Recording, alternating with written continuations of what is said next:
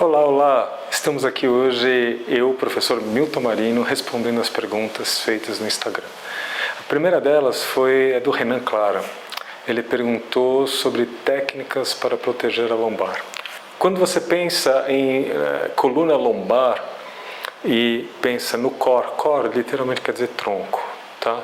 Então, são esses músculos, articulações e ossos que compõem o tronco. De todos eles, a região abdominal é aquela sujeita à maior fraqueza. Por quê? Porque ele tem uma origem aqui nas costelas, inserção lá na pube, ou lá nas vértebras atrás, inserção aqui no tendão conjunto. Então, todo o resto é espaço vazio. Então, a tendência é ser o músculo mais sujeito à fraqueza. E quando o músculo abdominal ficar fraco, você tem o que a gente chama de anteversão da pelve. Então, a pube desce em contraponto com o sacro que ascende. Quando isso acontece, você tem aí um conjunto de forças que leva ao desgaste, ao estresse nos discos intervertebrais da coluna lombar. Então, a melhor maneira para você corrigir isso, para 90% das pessoas, não serve para todo mundo, mas para 90% das pessoas, é fortalecimento da musculatura abdominal e alongamento do ilho psoas. Tá? Que o ilho psoas ele passa por cima da pube, então quando ele está tenso, ele força a pube para baixo e, portanto, força ainda a anteversão da pelve.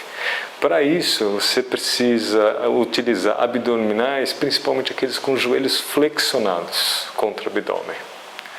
Tá? E o alongamento da pelve sendo feito como, por exemplo, um Kapodasana, um Ardha Urdhva Bhujangasana.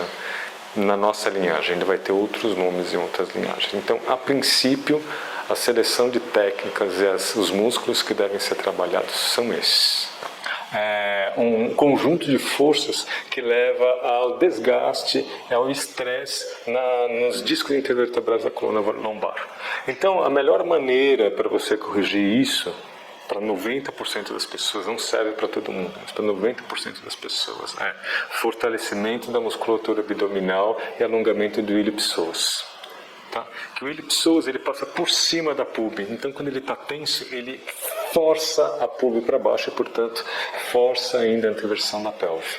Para isso, você precisa utilizar abdominais, principalmente aqueles com os joelhos flexionados contra o abdômen. Tá?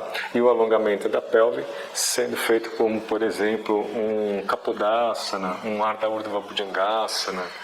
Na nossa linhagem, ainda vai ter outros nomes em outras linhagens. Então, a princípio, a seleção de técnicas e os músculos que devem ser trabalhados são esses. Então, tem uma pergunta a respeito de chakras e asanas. Assim, o conhecimento dos chakras, ele é totalmente vinculado ao corpo físico, tá? Então você não pode desvincular chakras de corpo físico. E então nós temos dois modelos. Um modelo que é o modelo do sistema de chakras e corpo energético, tá? Outro modelo é o modelo físico. Então imagina assim, você tem um cubo. Um cubo você olha uma face e daí você fala, isso daqui é um quadrado. Tá, mas tem uma outra face desse cubo. Tá? O corpo físico funciona assim. Eles trabalham harmonicamente. Então, por exemplo, se você pega o chakra associado ao elemento éter, que é o Vishuddha Chakra, logo atrás você tem as cordas vocais que vibram o espaço vazio, tá? Fazendo com que as moléculas vibrem junto com ela. Embaixo você tem os pulmões, portanto você tem o ar do Anahata Chakra. Atrás do Manipura você tem o estômago, portanto o fogo, e assim sucessivamente. Então você percebe que tem um vínculo intrínseco.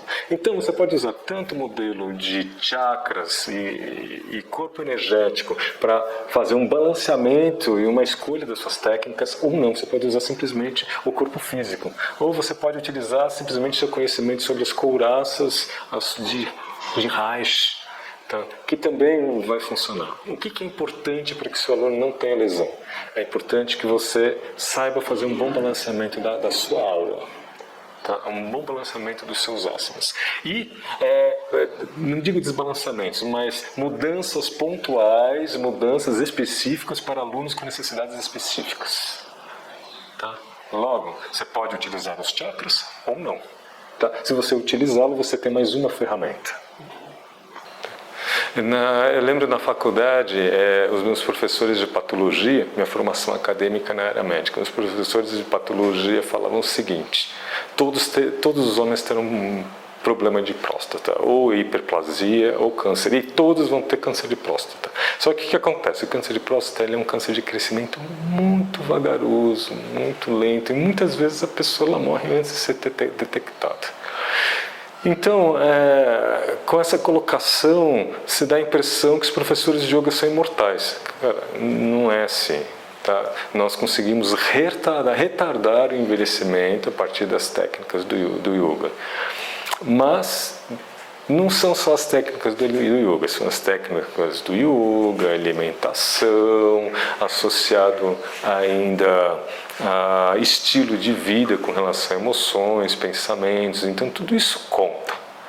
Tá? E daí você pensa, mas eles morrem aos 70 anos. A gente pode pensar assim, se eles não fizessem nada, eles morreriam 50, ou morreriam 60. E também você está falando, os professores de yoga. Os professores quais? Tá? Pode ser que sua amostragem seja pequena, né? Pode ser que seja uma amostra pequena e, portanto, não condiz, né? Tá. Falando especificamente do Swastika Yoga, qual a parte mais importante? Não existe parte mais importante. Todas são importantes, tá? A pergunta que você tem que fazer não é qual a parte mais importante, mas qual o seu objetivo com o seu sadhana. Então, a gente volta um pouco para trás e vai pensar: o que eu pretendo? Eu pretendo melhorar meu corpo? Eu pretendo atingir o samadhi? Eu pretendo atingir meditação? Não, eu prefiro melhorar meu fôlego? Não, eu quero um melhor gerenciamento ou coping do estresse? Eu quero um melhor gerenciamento das minhas emoções, fazer uma regulação emocional mais efetiva, um manejo das emoções mais efetivo? É isso. Então, assim que você tem essa pergunta muito clara, a curto, médio e longo prazo, qual o seu objetivo para a sua prática? Daí você vai elencar as técnicas que você precisa para que esse objetivo seja alcançado. Então, Dani, o que acontece é o seguinte: quando a mente para, a respiração para e o orgasmo para. Então isto é algo que já é um jargão que vem desde lá da antiguidade e que eles já haviam percebido que toda técnica de yoga ela caminha com aumento expressivo do sistema nervoso autônomo parasimpático. E o aumento do sistema nervoso parasimpático leva realmente à diminuição do batimento cardíaco. E isso é natural e espontâneo. Então, o que eu posso te dizer é que você não precisa ficar preocupada com isso, tá? Uma vez que o processo é um processo lento, progressivo e dá para dizer natural? Não é natural, mas que ele está sobre a sua vontade e está sobre a sua consciência. Então, o que eu costumo dizer é que você deve continuar a sua prática e se entregar à experiência. Não se preocupar com a diminuição do batimento cardíaco, porque ela está adequada para a necessidade metabólica do seu organismo. E daí você vai entrar em meditação. Pode ser que o batimento fique muito lento, quase que imperceptível. E quando você sair da meditação, imediatamente os batimentos voltam ao normal. Da mesma forma, quando você está em repouso, naturalmente você tem um batimento de 80 batimentos por minuto. Tá? Mas se você sai para pedalar, por exemplo, ele vai subir naturalmente para 110, 120, 130, 135. Numa subida intensa, 157, 150, que seria uma carga já intensa. E você não precisa pensar nisso. Ele acontece naturalmente. Com a meditação é a mesma coisa. Agradeço a todos então pelas perguntas, sinto-se à vontade sempre para dialogar comigo. Estou muito feliz porque em breve vai ter o lançamento do meu segundo livro, o livro de Puja.